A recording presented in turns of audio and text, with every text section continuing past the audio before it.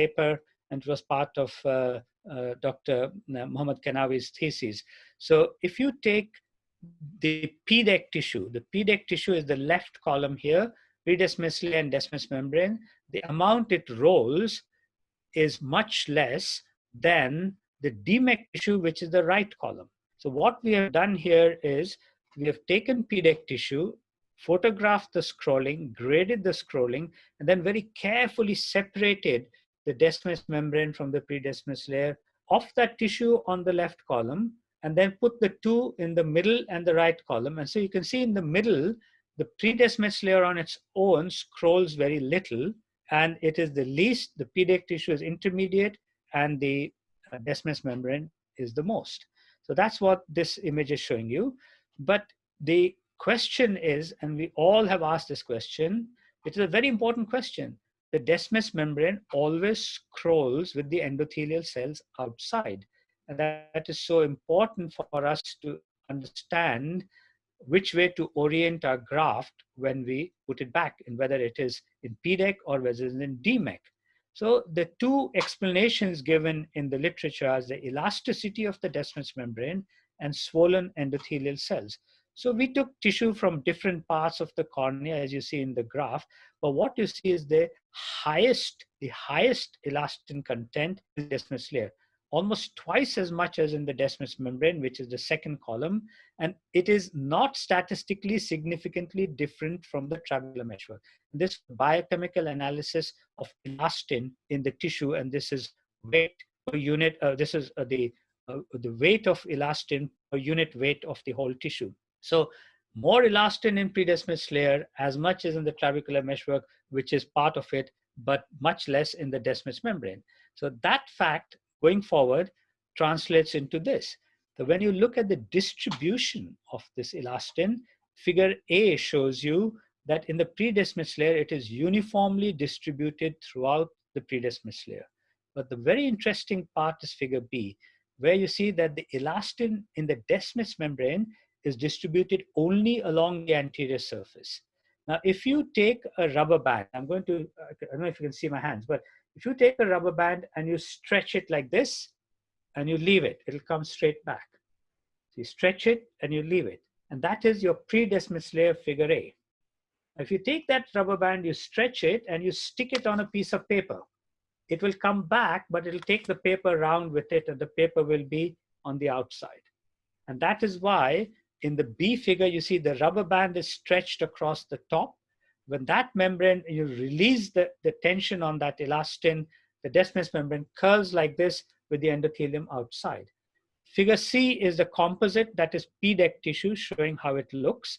And then the bottom right, which should be figure D, is the whole cornea, a section showing you how clearly you see the yellow arrows are to the endothelial cell, the desmus membrane. Then you see the band on the anterior part of the desmus membrane. Then the dark area, which is the interfacial matrix, which is the space between the desmus membrane and the predesmus layer. And you can see in the posterior cornea, the A figure is a high power image of just purely the predesmus layer, whereas the bottom right is in the whole cornea. And you can see that band of elastin, and this is all elastin stain, shows you clearly there's a band. Now, this was the first biochemical evidence of difference between the predesmus layer and the rest of the corneal stroma. So not only is the content, the quantity different, but also the distribution.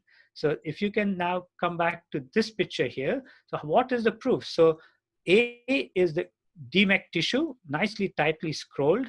Now, if you put elastase enzyme on this, over time, spontaneously, the whole thing will unfurl in front of you, become flat. So elastin digests that elastin band of the desmus membrane. And here you can see in the bottom, the figure F is the normal, nice green band of elastin on the anterior surface of desmus membrane.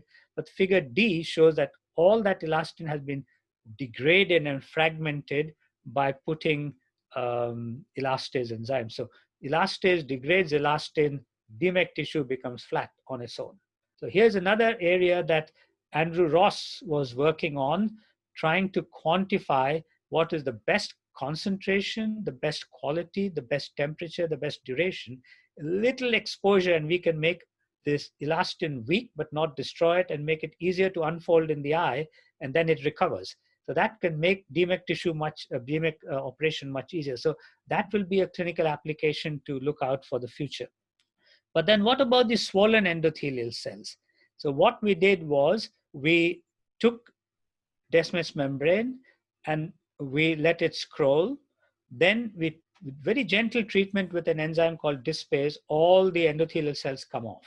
Then you put your letter F to tell you which way it is, and you find that the desmus membrane with and without endothelial cells rolls exactly the same. There is no difference. So it is not the swollen endothelial cells, because these things are written in the literature because people thought that might be the case, but it isn't, because there was no evidence. And the evidence is that the swollen endothelial cells do not actually influence the direction of scrolling. And then my last slide is this one. Now, God didn't make this distribution of elastin in desmus membrane so that we can do DMEC. It is there for a purpose. And this is my hypothesis for the purpose that you have the posterior cornea, which is curved. You have a desmus membrane, which has no firm attachment with the posterior cornea, but it has to be closely opposed to it to keep the endothelial function of pumping out fluid from the cornea. That tight attachment will only happen if this layer has elastin and is trying to roll like this. So if it is trying to roll like this, the forces will always keep it attached to the back of the cornea without a physical attachment between the two, because there are no strands, there is no tissue connection, there's only an interfacial matrix. And that interfacial matrix is very important, because when the cornea the cornea moves like that, that movement will not, that shearing force will not go to the desmus and destroy the cells behind. So nature so cleverly designed this that you can have the space and yet keep it firmly attached. And I think that's the physiological function this distribution of elastin in the desmus membrane serves. So that's just the summary comments to make, which I've said repeatedly, so I won't read it out again. But that sort of concludes the different parts of my talks. Thank you.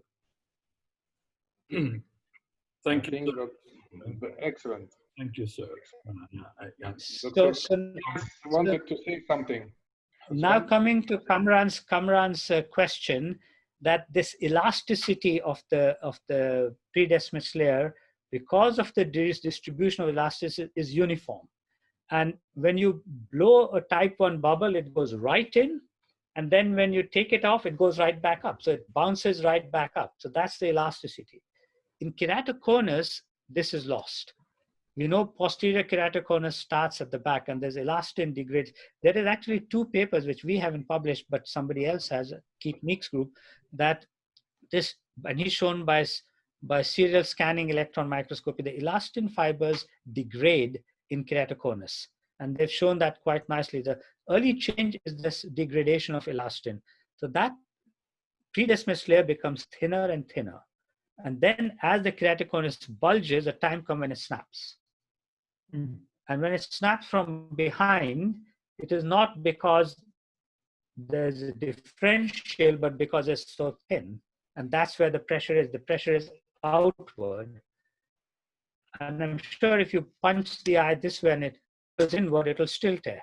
And we've seen that when I had a patient who had a cricket ball injury, he had a hydrops with a hemos. Immediately after the injury, where the force had gone. Because we didn't know that something, but there is a couple of things also, Dr. Dua. If you allow me, I would like to take your opinion on this and to share with you some of our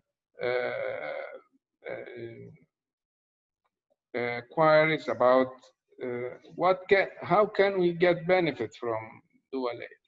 Actually, one thing I have to admit to you, I have learned to do deep anterior lamellar from the creator of deep anterior lamellar, Muhammad Anwar himself.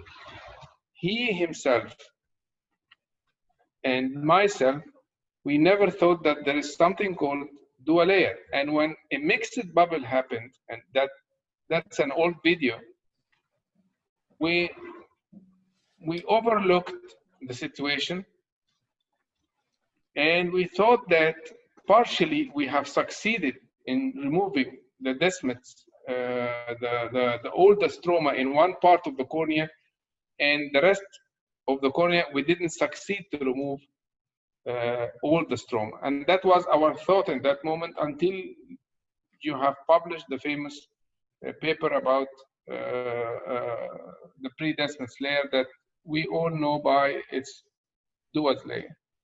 Also, I would like to show you that what we used to have to do. We used to puncture the mixed bubble, and the case went very well, because actually there is no puncture to the desmids membrane, and we had a small tear in the desmids layer. We put the cornea and everything went fine. And we overlooked this situation also. And this is my video from the old days.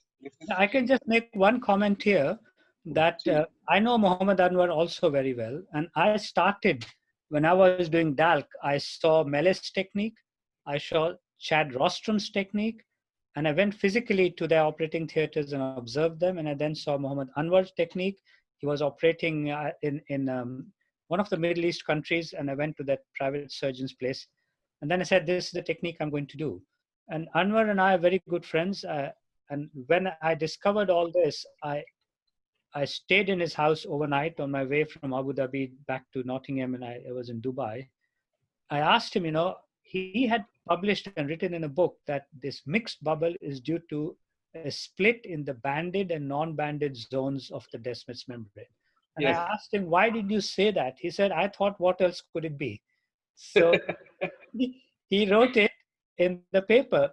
And, we discussed many things, but long back, I had a long struggle to set up the experiments. I didn't have the eyes. And I told Jarrett Mellis, send me some of your eyes. I told Anwar, let's work on this if you got eyes, because I think there's another layer. I think there's another layer. But it never happened. Then I said, okay, I'm going to do it myself. And we finally proved it. But he knew all along, 1 or 2 years before, because we've been working on this for 6 or 7 years before we published our first paper, that this is the possibility. Even Mellis knew. But it is eventually, it's just the way things work out in research that was what happened actually at that time. What you did was absolutely right. Even if you didn't know it was there. I didn't know. Even if it is a very shallow mixed bubble, you don't have to drain it. But if it's a large mixed bubble and you go with a drop of Helon on the pre-desmids layer and then puncture it with a sharp needle, you don't have to make a cut. And then what will happen is the air will come out in the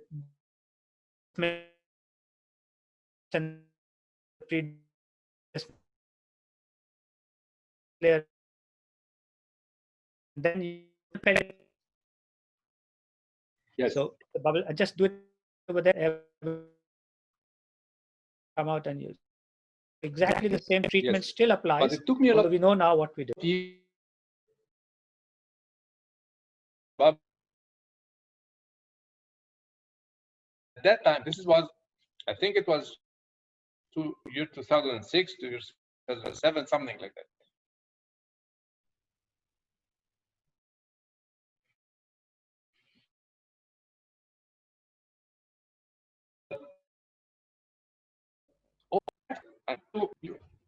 I never thought that there is a layer.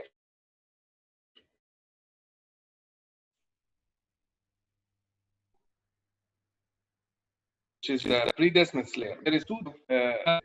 Yes, we've still got your paper to write, so it is on my list of things to do. But I think that was my observation, that we had two types of desmatocytes. And then Agarwal proved it, or at least he identified it. But I think, in my opinion, I have this even in the first paper, that if you look in the ophthalmology paper, the desmatocytes, and Agarwal and I published the first paper on PDEC, and we have discussed all these possibilities, and we discussed the possibility of desmatocyte having another layer, and that OCT shows that. In fact, Sadir Hanush has got a lot of examples, and he has shared with me histology with Elastin staining of tissue which has been removed in the corneal graft, Yes. penetrating graft operation for a desmetocele. So he has shown many cases, only he didn't publish them. Agarwal published the first case, but the idea that this is the case we published in 2013. I think I will stop here, but to cornea. During cataract surgery, accidentally surgeons can tear a small tear in the dismal layer, and they don't have an acute hydrus. They have some corneal edema, and it might be resolved by itself, or he just so.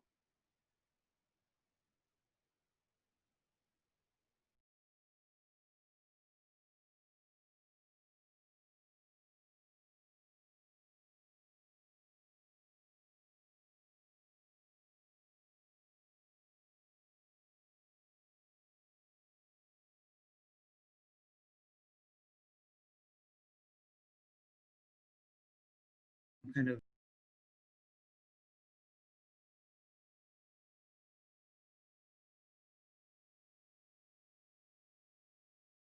learned that it involves the angle structures that the embryological source of the anterior part of the cornea and the posterior part of the cornea are completely different, and it makes sense why some of that is. So I guess my question to you, Professor Dua, is, given what is being currently done in the world of glaucoma with trabecular meshwork, stents, and other MIGS types of procedures, are we setting ourselves up for a rash of endothelial decompensation because of collateral damage or extensory damage to duas that may happen if trabecular meshwork is damaged? Or do you think that from what you shared with the histology and the elastic structure of it, that duas is strong enough to also basically protect the endothelium? So I guess maybe my question is a little bit unfair because I'm asking you to predict, but I guess my question is as we are messing around with trabecular meshwork with MIGS, are we going to end up damaging the cornea in the long run? So it was difficult to predict, like you said, but you are messing around with a very tiny amount of the trabecular meshwork. So it's less than half a clock hour with the modern MIGS, given the 360 degrees of the circumference.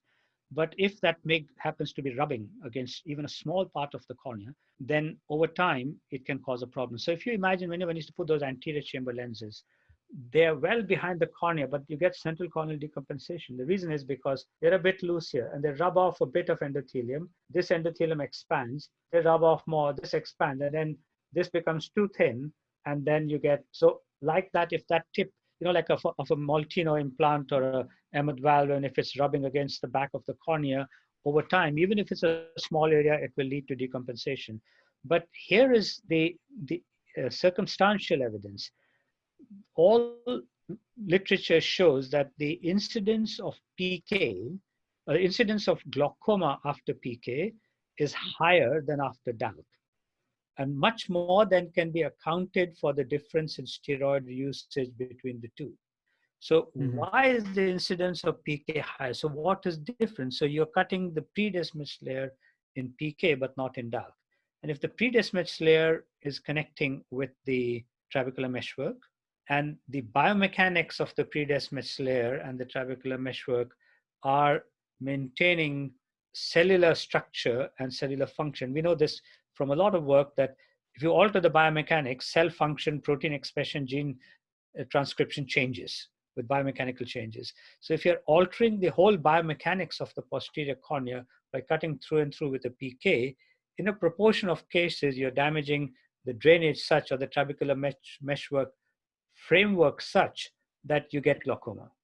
But in dark, you don't do it, so you don't get. So based on this hypothesis, we actually got to revise a grant. And this grant is to the International Glaucoma Foundation in New York, who have agreed to fund it in principle if we answer the questions.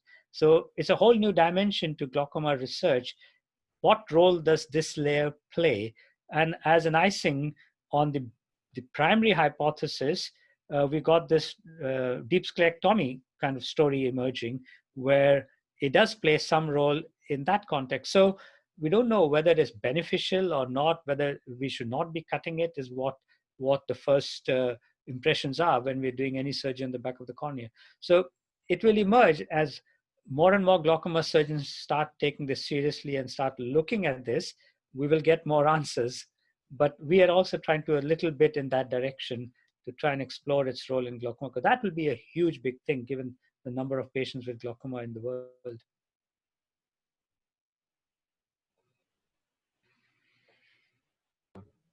Okay. Dr. Kamran, your question is perfect. Actually, I wanted to ask the same thing, but I would like to go more in this subject and ask Professor Dua. You are not a glaucoma surgeon. You are not doing a deep sclerectomy yourself. I don't think so. No. But I hate glaucoma, and I think, unfortunately, my question for you, Professor Dua, if you are doing deep sclerectomy, and you know now, if you don't remove the predestined Dua layer, if you don't remove the Dua layer, you might have a very poor prognosis or success rate in a case like this. So how can you remove the Dua layer from this limited area? How can you carefully remove it without moving from deep sclerectomy to subscleral? Actually, it was my question.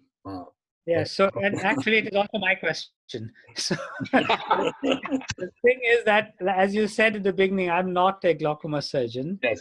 I have tried one deep sclerectomy long ago when I used to do trabeculectomies.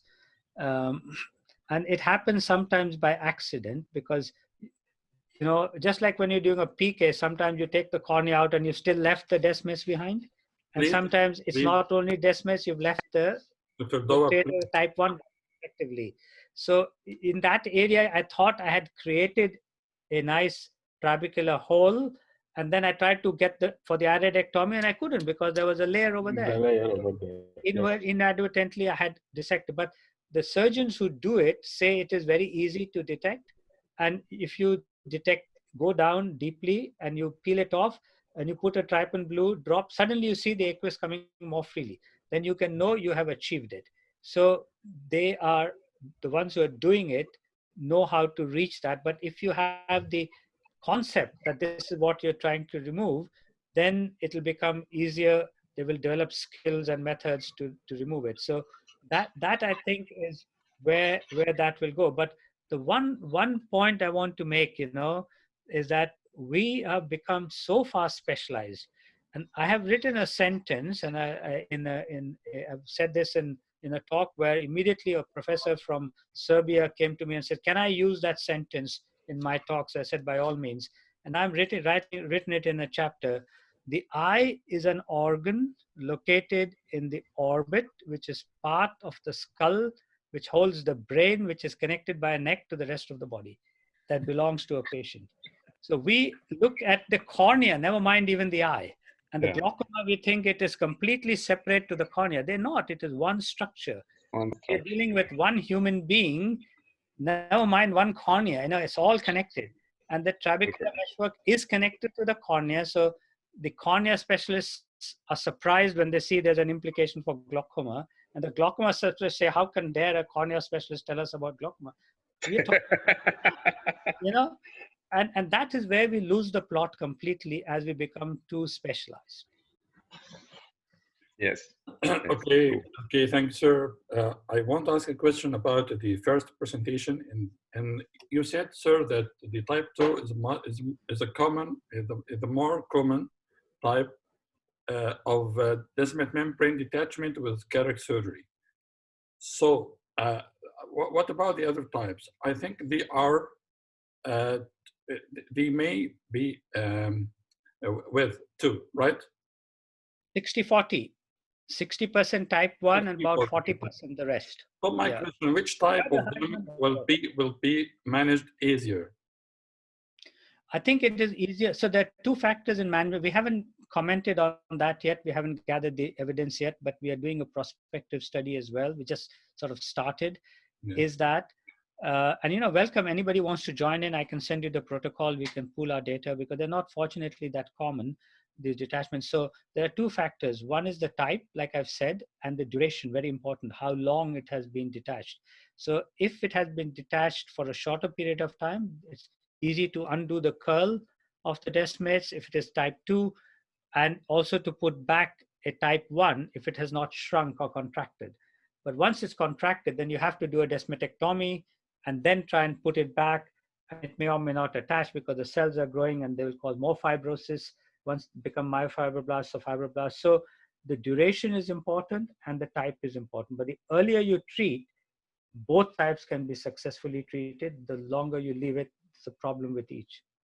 Okay, in all types, I may need to put stitch, or which type could be managed just by injection of air bubble? I think the type 1, so if you're talking the same duration, then you are more likely to need a stitch for the type 1 than for the type 2. Okay, under the microscope, intraoperatively, can I identify the type of the Descemet membrane? There is a sign for that? The type If you have intraoperative OCT, that will be the best, but most of us don't have it yet. But if you have intraoperative OCT, that will be the best. You have to make the diagnosis outside, and then, I mean, with your OCT or with the slit lamp, and then under the operating microscope, if you have an operating slit lamp, which some microscopes have, that might help. They're never as good as the real slit lamp, but they give you some information. And otherwise, you then just draw your map of where it is, and accordingly you place your stitch, or you mark the cornea before on the slit lamp and then go and place the stitch. Please do. In the common practice, we may have a small part of the Descemet membrane detached, and in other cases we may have a larger part of the Descemet membrane detachment.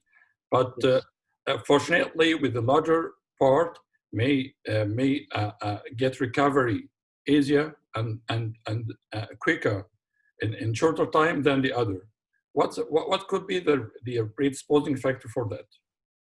It's only the endothelial cell function and the endothelial cell density. Yeah. Because at the end of the day, to keep it attached, you have to have the pump function.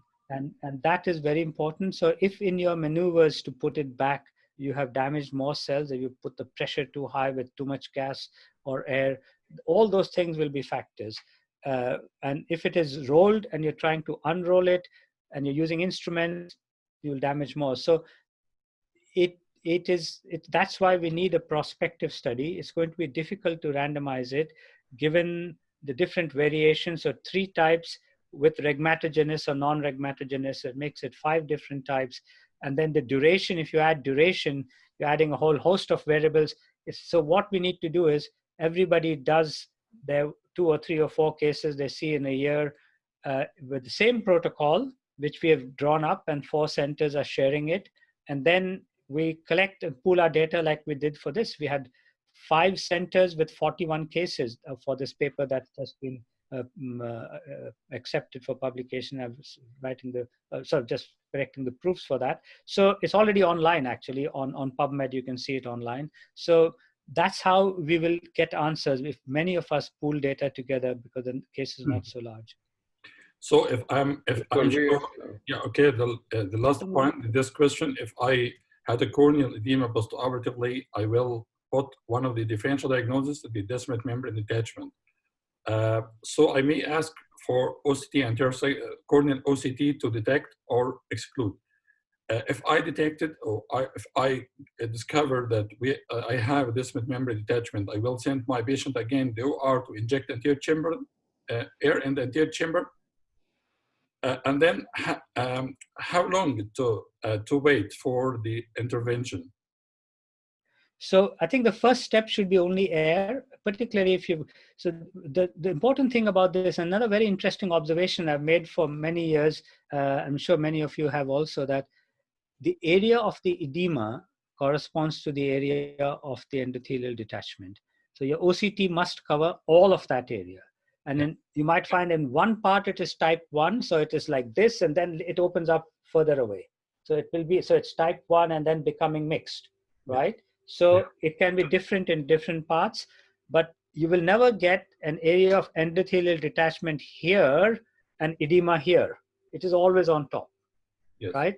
Directly opposite. You will never get like that. So scan that area and then target the area of edema. Make sure there's enough air to put it back. And if you can use C3F8 or SF6 mixtures appropriately with air, that'll be better. Then, of course, you monitor the pressure. Whenever you put air in, no matter what kind of gas in the anterior chamber, Uret-Zavalia syndrome is a very big risk. So one has to measure the pressure in proper time, release the air, etc., etc. And try with air first. And if you find that with the air, it has partially attached and not completely, another OCT scan will show you if there is a mixed type, then you can put more air. But if it has come straight back to what it was, then you know it's a type 1 and it's not going to go because of that contracture. Then you try and do a bit of desmatotomy, do a little cut, you know, like when they do with the epiretinal membranes and all, they do a retinotomy to release the traction. You do a bit of desmatotomy and then put your air. It gives us that traction force is released. So those are the little strategies we are going to do in this trial. But we get very few detachments. You know, 21 cases were from India and 14 only from my center. Yeah, okay, but I can re-inject in the air bubble or the gas in the anterior chamber many times. Okay. I can. With the usual medical treatment, there is a recommended ads for the medical Dr. treatment. Riaz wanted to say something. I was going to say that any thoughts, either Professor Dua or Professor Ismail, about when you have these type 1s and clearly air doesn't work for them. However, we see much higher success if we skip the air altogether and just apply what we know from DMEC and just go to SF6 20% or C3F8 8 to 10%. I find that works just much better. So my question is, why even bother with air and even try to, it's a nice academic discussion to try to figure out what kind of it, whether it's a type 1, type 2, why not just go to, we make an LPI, so we make a peripheral iridotomy regardless whenever we put gas in the eye. And so we go, or at least in my practice, I go straight to SF6 or C3F8 and skip the air altogether. Is this the right approach, or should I be trying air first? No, I think what I'm saying, no, many parts of the world don't have the luxury of having these gases. Ah, okay. That's where you would try the air. Otherwise, ideally, if you have, but here's another thought, if it is a non-regmatogenous detachment and it is, say, 1 millimeter away from, so it's a planar. If it's a non-planar, it's more relevant, the thought I'm going to share with you. You go and put air in and you're pushing it. Where is the fluid going? There is so much fluid between the posterior stroma and the predestinous layer or the destinus. It's non-regmatogenous. You push the air, you are squashing that fluid under pressure. You're forcing it into the stroma, if it will go into the stroma. And remember, this is not an acute hydrops, so it's not easy to push it back. And now you're expecting that desmet to stay there. And as soon as it separates even a little the air pressure, that fluid comes right back. So if you can make a puncture at the edge, so that the fluid is squeezed out back into the AC when you're putting it, the chances of the sticking will be higher. So that is something one has to bear in mind, and nobody thinks about that. Where is that fluid going? And I can tell you that fluid is what is causing it to come back as soon as the air pressure starts releasing. But SF6 stays longer, therefore it gives some chance for the fluid to be absorbed through the stroma, out through the periphery in the limbus and so forth. But it's not going anywhere with a direct channel. And that's why a little puncture might help. And that's where regmatogenous will give an easy outlet for the fluid into the antechamber. I think I showed you this video, Professor Dua, but I would like to emphasize on it because it might be a differential diagnosis with the cases of Dism's detachment type 1. Can I just interrupt once? I have to get back to clinic to see patients. I just wanted to ask for everyone's forgiveness that I have to leave early. So thank you for having me. It was Thank you, Kamran. a nice pleasure. Me too. Me too. It's 9:30 now, and yours maybe 10:30. No, I'm I know in you're US, going to so see patients, but so thank you so much, and thank you so much for having me, and everybody. I wish the very best of health, and hope to see everybody in person soon. Thank you so much, Thank you. Dr. Where are you in the US? Which state? Which hospital? I'm at the Dean McGee Eye Institute in Oklahoma. I'm in the South. Okay. I used to be in Chicago, but now I'm in Oklahoma. So we had met at the Icarus meeting back in August, very briefly. So yeah, we were together. Yeah. Yes. We had Kamran in Cairo in Al-Azhar University annual meeting. January. It was wonderful. Yeah. It's right before COVID. So good to see you, and Professor Ismail and Hussam. Thank you. So, ma'as-salam, inshallah. Assalamu alaikum. I would like to share with you this case, which is a. Did we call it a day? Oh, sorry, because I don't know. I mean, is this 1 hour and a half or 2 hours? Because I thought I'd have to finish sharp at 10. Okay. It's 9:30. We will whatever. Take 10 minutes. No, you can share the case. 10 minutes more, our professor. Yes. Yeah. It's just a case that we performed. I performed DALK and it went very nice. And suddenly, after 4 weeks from surgery, it dropped vision. And this is how it looks. He has foggy vision and dropped.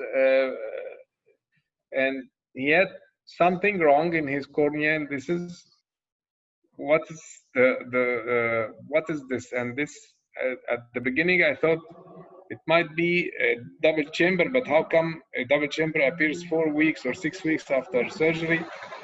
And actually, as you can see, it has stretch marks.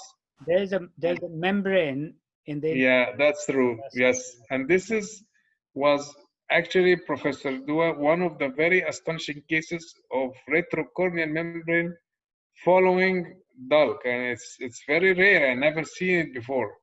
And it had, unfortunately, at the beginning, the OCT report was giving me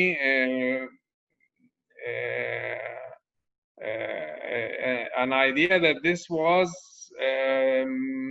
detached Dismus membrane. They told me this, the OCT report, and it was done by a very highly professional colleague, and it actually, I was not convinced. It could be a type 1 detachment as well. So if you have histology, it will prove it, because that is how a type 1 would look. A retrocorneal membrane is not that regular, but it can be, depending on, this is definitely very posterior. But I had to take the patient to surgery because I was convinced that's a retrocorneal membrane, and I removed it surgically. Did you do histology? Yeah, I removed it by inverted cystotome, and I don't know how I did this, because if I go back now, it was very difficult decision to make. I don't know why I did it, because the patient was furious. He was a dentist, actually, and he was very pleased in the first 2-3 weeks after surgery, and suddenly the drop of vision made him very furious. And I never saw in my whole life instantaneous improvement of vision. The patient went out of surgery seeing well and admitting that he is much better. And that was the membrane, actually. So in the first post-operative, dramatic improvement. And I was his hero afterwards. And I don't know if you have seen retrocorneal membranes after DALK, which is actually something that. But did you do histology on that membrane? Did you? Unfortunately, no. Unfortunately, no. And this is really impressive. This is the first post-operative. As you can see, he still has the subconjunctival hematoma of the subtenon anesthesia that I gave him. And I have seen retroprothetic membrane, Professor Dua. I've seen a lot of retroprothetic membrane. And actually, this is one of the reasons why I have left. I'm now hardly doing keratoprothesis because of the complications.